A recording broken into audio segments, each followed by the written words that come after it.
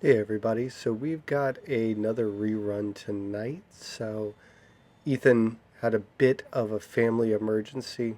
Everything should be okay, but he's got a sick kid. So tonight we are going to rerun how to take care of ourselves when our kids are sick. Hope you guys enjoy it. There won't be any story time on this one or working on the dad bod because, of course, that information would be dated. So, hope you enjoy this episode, and we will see you again next week with something fresh and new. Thanks. Hey, I found his dad! I think Dad has made some excellent progress today. Your dad, he's a fun guy, right? Daddy's gone mad, hasn't he? And I love him so much, and I think he's the greatest dad in the world.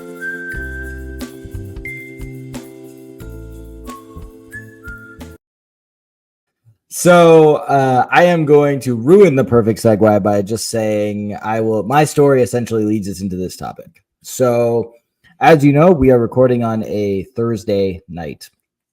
My story begins last Friday around 11:30 a.m. Eastern Eastern time. Daylight time. Eastern time. Daylight time. Eastern Daylight Time. EDT. Sure. And my 19-month-old's preschool teacher calls and says that she has a 101 fever. So I have to go get her. And I do. And when I get there, one of her classmates' parents is also there because he too has a fever and was tugging on his ears. So she made a doctor's appointment, and turns out that he had an ear infection. My daughter showed no signs of ear discomfort, simply just she was warm and, still totally full of energy. So then around 3:00, my older daughter, my 4.5-year-old's teacher called and said she's complaining about her eye being itchy, and she says she has pink eye. And I said, I don't believe she has pink eye. She had a little bit of crust in her eye this morning, but I wiped it off, and then I watched her for about 30 minutes, and nothing came back, and her eye looked fine. So I let her go to school. So the next day, my daughter the little one woke up with a fever again. So this is Saturday. We are able to see the pediatrician for 2 back-to-back slots.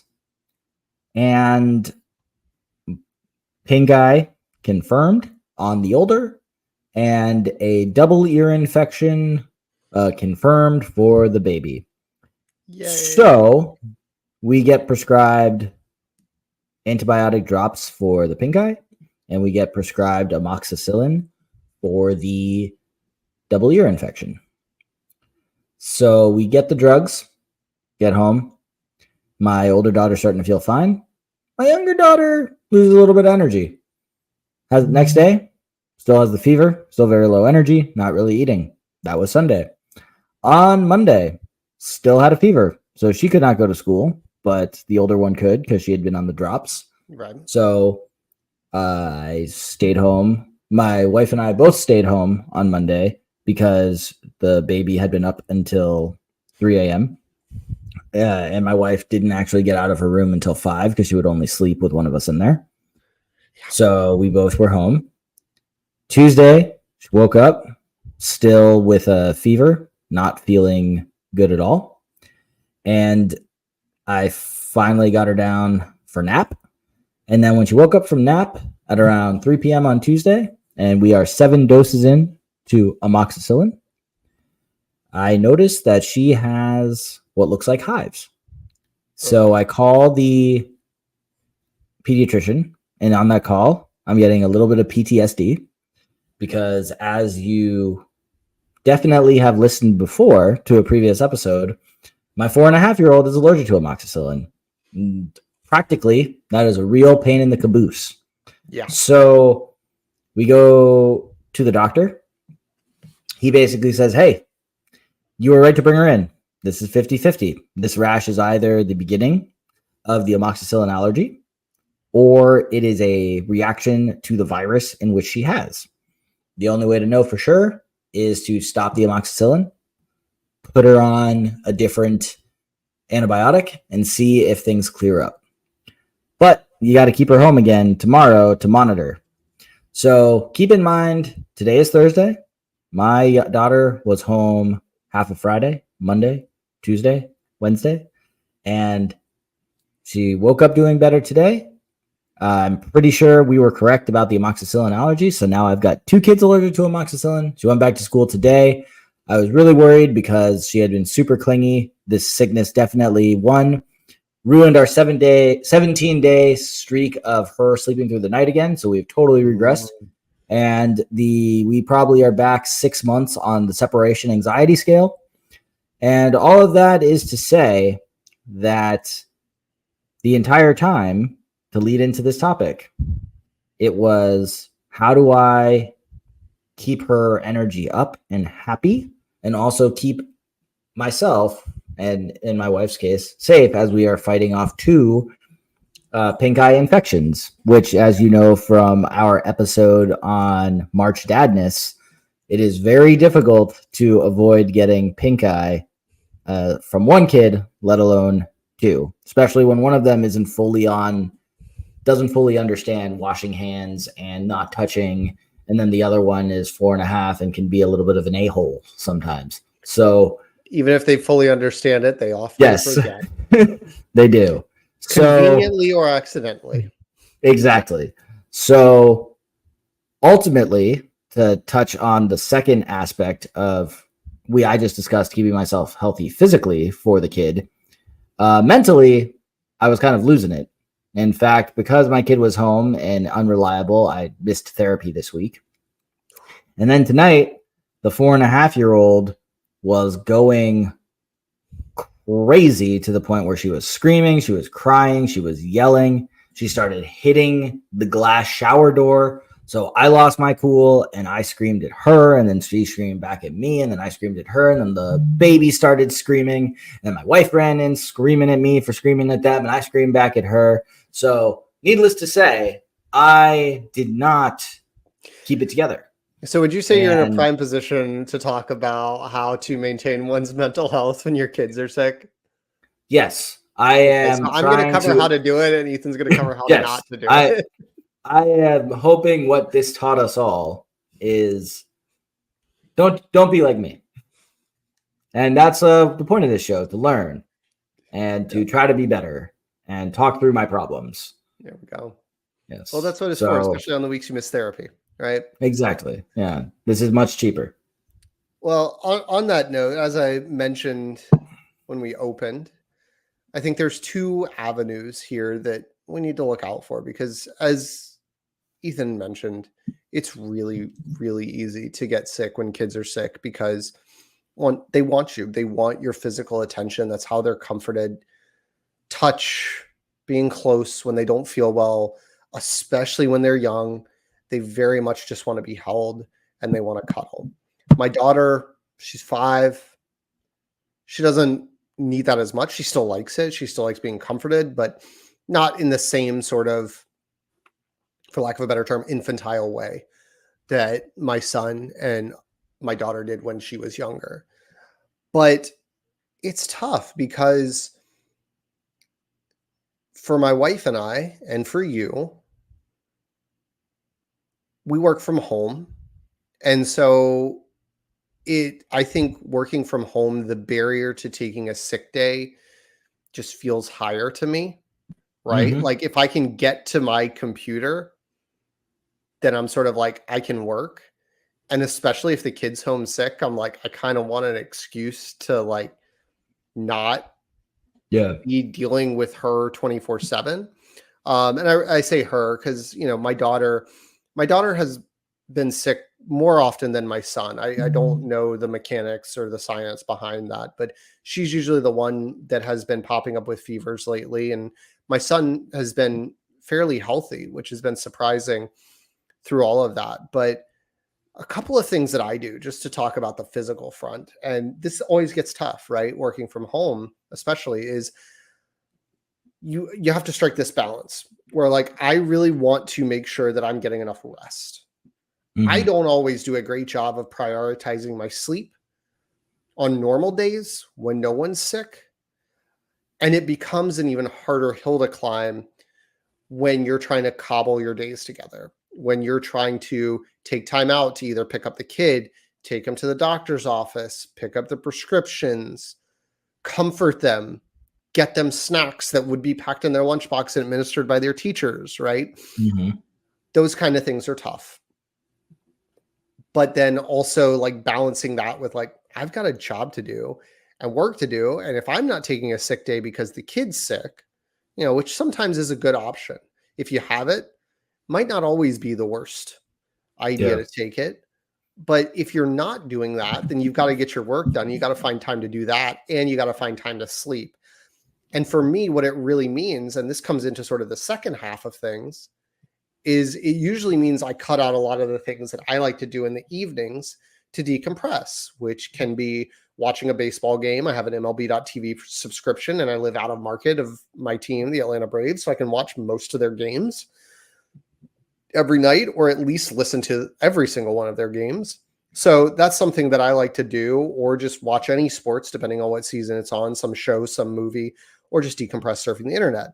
And I usually have to cut that out because I usually have to get the chores done, get the kids down to bed, run back to my computer and finish up the things after the day. But I try best I can to be really, really diligent about still getting at least 7, if not 8 hours of sleep, because I know that if I'm dragging, that it's going to make it harder to take care of a sick kid, but it's also just going to up my chances that I'm going to get sick. Yeah.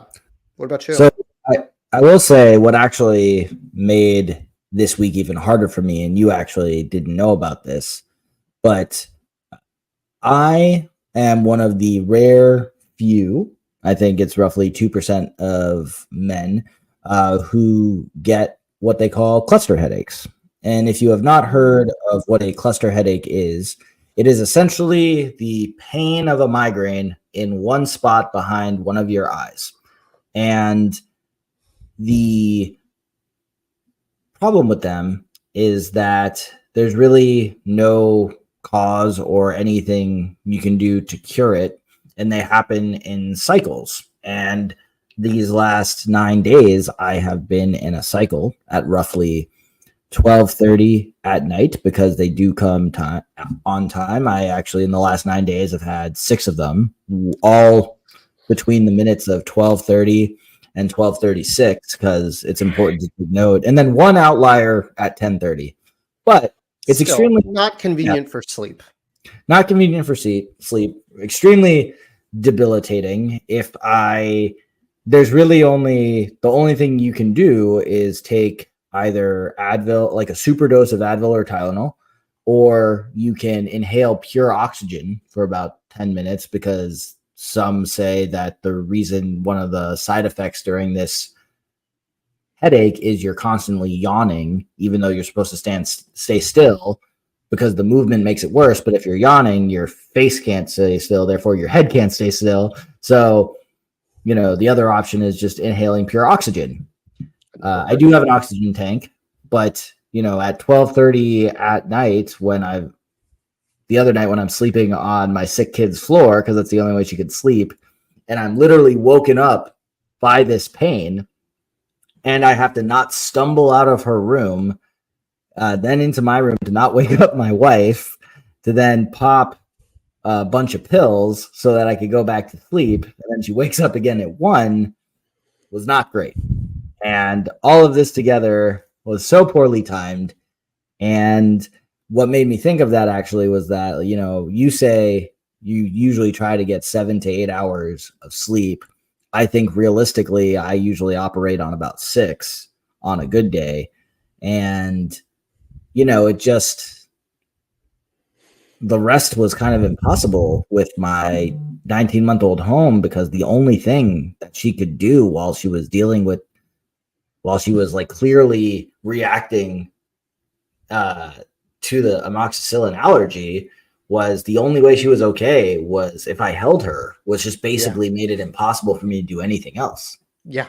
So, yeah. And that's really tough, but, and It sucks, because when you're having something completely different, right? I know one time I forget which one of my kids was sick, but my wife had fallen and broken her elbow I outside remember on the that. concrete.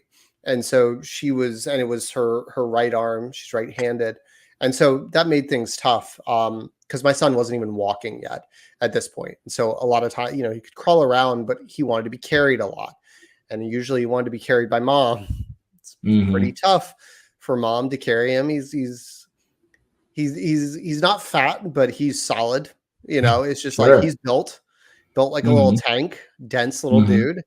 And so it's tough. It's tough to carry him for extended periods of time, even when he was a baby. And so I definitely feel for that. I haven't had a lot of that experience where I have been the one where I've had something as debilitating, but on a more predictable note, some other things that I do, and I will caveat all of this by saying these are some over the counter vitamin supplements that I take. Before you begin any vitamin regimen, don't take this as medical advice. Please talk to your doctor, consult health professionals, yada, yada, yada. These are the things I do and why I do them. You can take it as something to take to your doctor to ask if it's a good idea or not. That is as far as you should consider it as advice to take to your doctor for your doctor to affirm or deny. But Sure. I normally start off when the kids are sick, even if like my nose or throat feels the slightest bit itchy, and sometimes that can be psychosomatic. Sure. I start taking zinc, and I Hmm. take zinc because that is the active ingredient. If anybody's familiar with the product Zicam, that shortens the duration of your cold and the severity of it. That's the active ingredient. So I just take the zinc pills instead of buying the Zicam because it's cheaper to buy a whole big thing of zinc.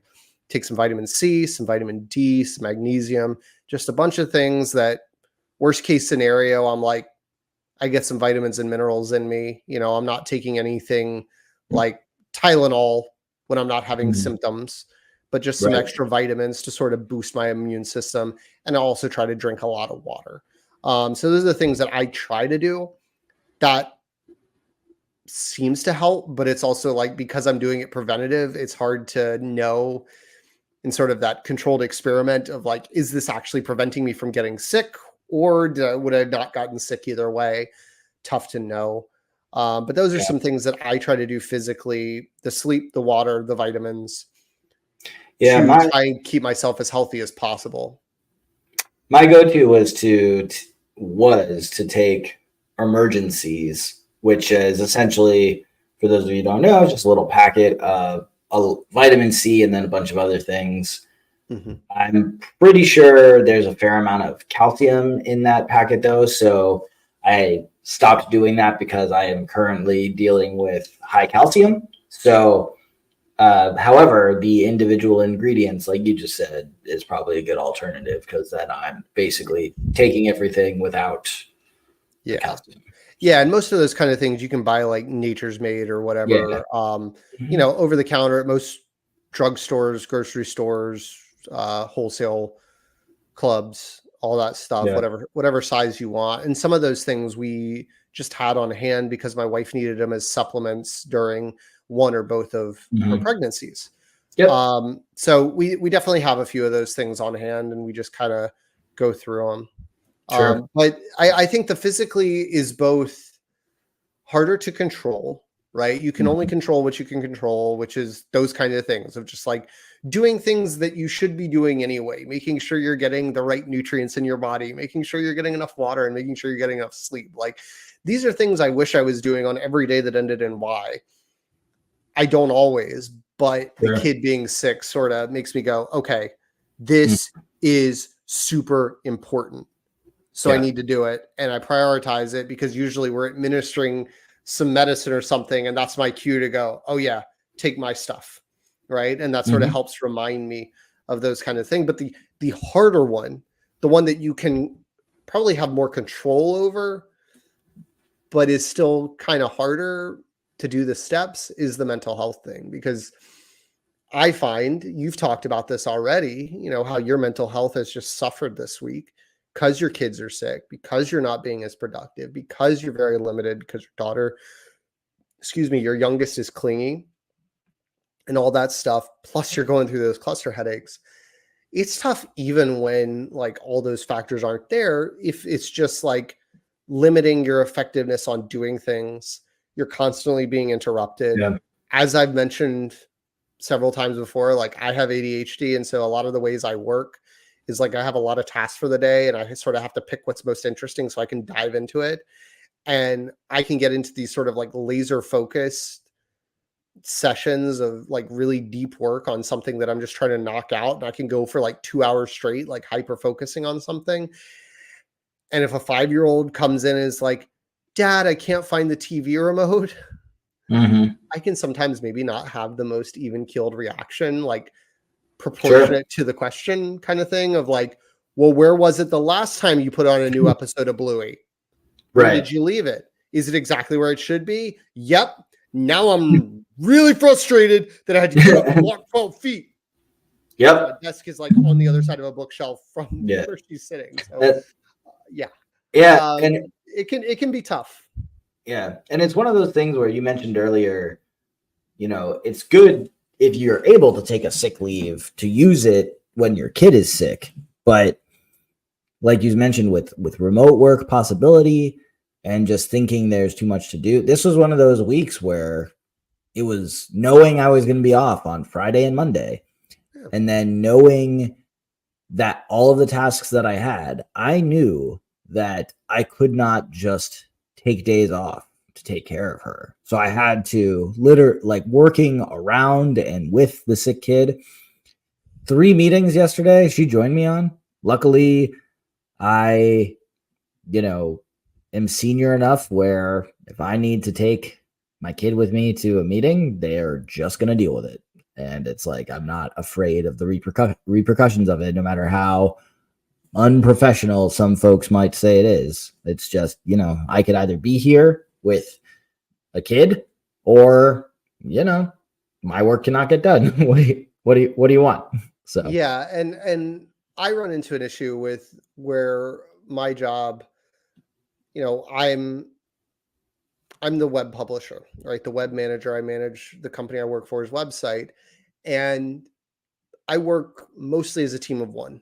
I have one guy who works with me, but he works in a different time zone, and so he's out at like 1:30 my time, and he reports to me, and so I'm directing a lot of the different things that go on, and it just often makes me feel like when I want to take a sick day of like, there's so many things that people are counting on me for, that like I'm going to have meetings or things pop up or issues with the website, and it's going to be like lighting a fire under it. And the industry that I work in is regulated very heavily. And so sometimes the lawyers will come in and go, this has to be taken down immediately. This is there are legal implications to this being up, and we need to get it down ASAP kind of stuff. And I think in my mind, I don't want to say I overinflate my importance, but like I overthink how much people aren't going to be able to survive without me. Right. And it's not true. Like in actuality, like, because when I take vacations, a few weeks into this job, I took a vacation for a week to Norway. People survived, right? Like, and life goes on, the globe keeps spinning, everything's fine. But I think in those moments, I very much am reticent to say, hey, I really need to take the day. And especially because it's my daughter and she's 5, it's a lot of like, if she starts taking the antibiotics, right, and the fever's gone, but let's say we're in that 3-day period, she can't go back to school and things are being treated, but she's just home for the day. Like, she can get a lot of her snacks, wipe her own butt, get herself dressed, brush her own teeth, all these kinds of things. And so it is less hands-on. And because my son hasn't gotten sick, I think I would be more likely if my son was sick to take the time off. But my wife also tends to have a lot of flexibility in what her job responsibilities are. And so a lot of times the kids are like, I want mom. And so she'll work her schedule around too. and we trade off. But that's how I sort of segue into how we do handle the mental health thing. Is my wife and I, similar to how we've talked about like sleep training kids, and when my wife was nursing our kids in the middle of the night when they were younger and still nursing, you know, we never did the thing of like we had to trade off, right? Where this was your turn, this was my turn. We usually took a night at a time because we tried to make sure, and we translate this to when we have sick kids now, of like someone, it is their night and the other person gets good sleep and doesn't have to, goes to bed knowing that whatever happens with the kids, the other person's on it. And for us, that creates a huge relief. It creates a lot of situations where at 1 o'clock, we're not tapping each other on the shoulder going, who's dealing with this? If my wife's on there, maybe I wake up and I tap her on the shoulder and go, hey, crying. And then she handles it and I go back to sleep. And so in the daytime, we also try to do that, where we very much try to divide and conquer.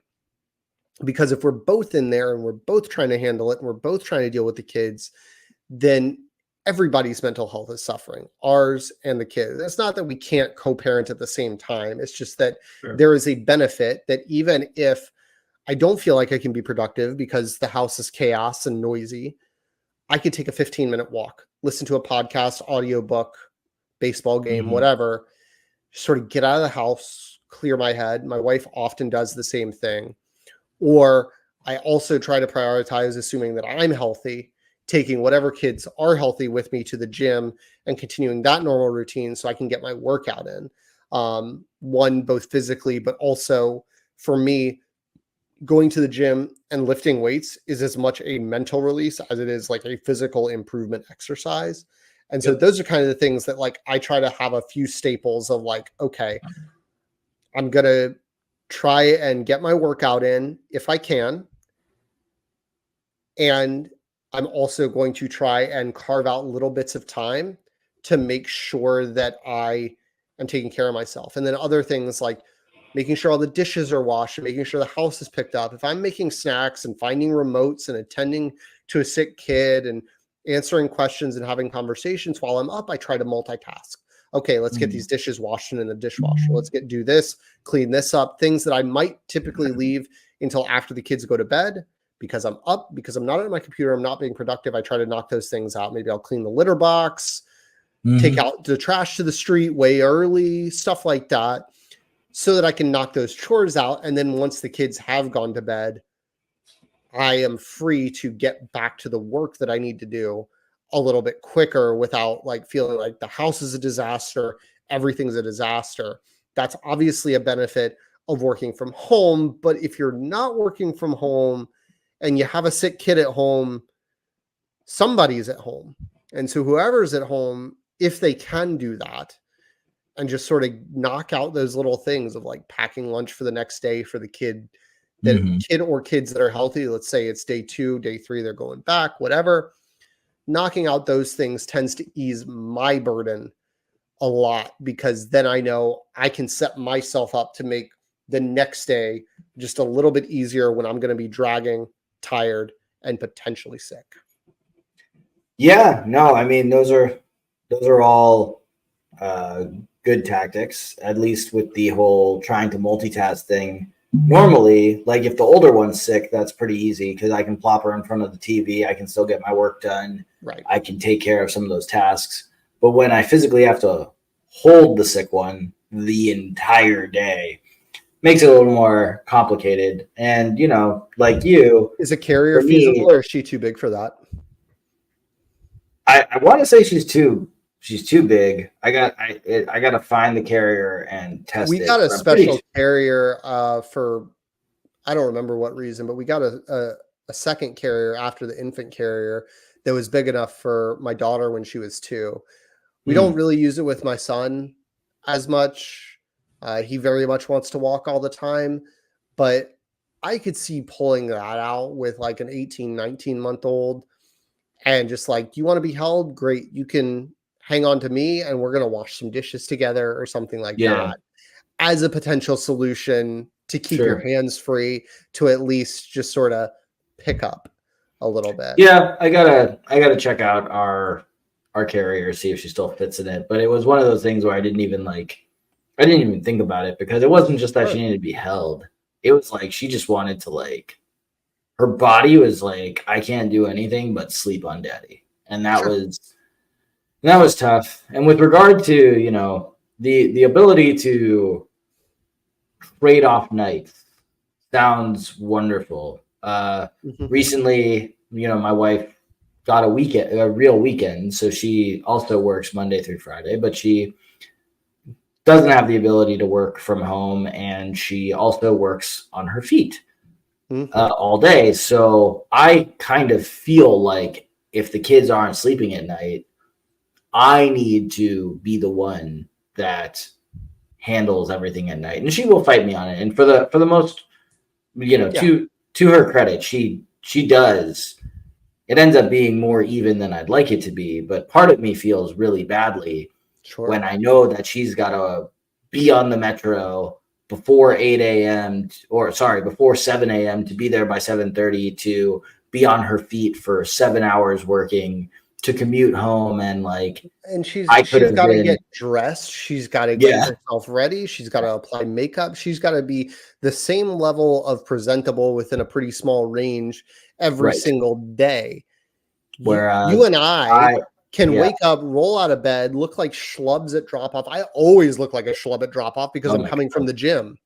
Right. Yeah, I'm sweaty in like an extra large workout shirt that says train hard, win easy, and stuff like that. I'm the schlubbiest dude. I found it at Goodwill and it works. But you know, it's where I get all my workout shirts. I just get old t-shirts at Goodwill for like $5 and wear those out. I have this is a free, not an advertiser, unfortunately, but I have 2 pairs of shorts that are essentially basketball shorts that I bought at Costco. They're Kirkland brand shorts, but each one of the side pockets has a zipper that goes up, so nothing falls out of the pockets, and they have on the right butt cheek a back pocket. And so basically I've got my wallet, my keys, my preschool fob, my phone, my work phone, all on me in these basketball shorts, and I probably loving it up. Unhealthily will wear, because I've got 2 of them. You would say, Ethan, are you about to tell me you wear each one for a week, wash it, switch it, and then the next week? I wish I was that clean, but I'm usually at like 10 days or so of the same pair of shorts. But I don't weirdly, I won't work out in them though, because like I want to wear them all the time because they're so convenient. That like went for my jog. Sounds like they're stylish too. They are stylish. They make my butt look great. Just ask nobody.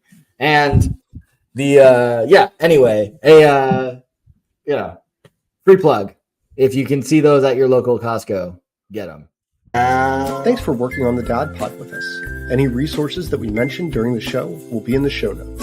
If you have questions, thoughts, or just want to talk with us, the best place is in the comments on YouTube. We're on YouTube, TikTok, Instagram, and Threads at Working on the Dad Pod, and on Twitter at Working on Dad Pod. Following and subscribing is always appreciated. Please rate and review us. That helps get the show to new people. And if you know a dad who would enjoy our show, sharing it with them is a huge help to them and us. Have a great week.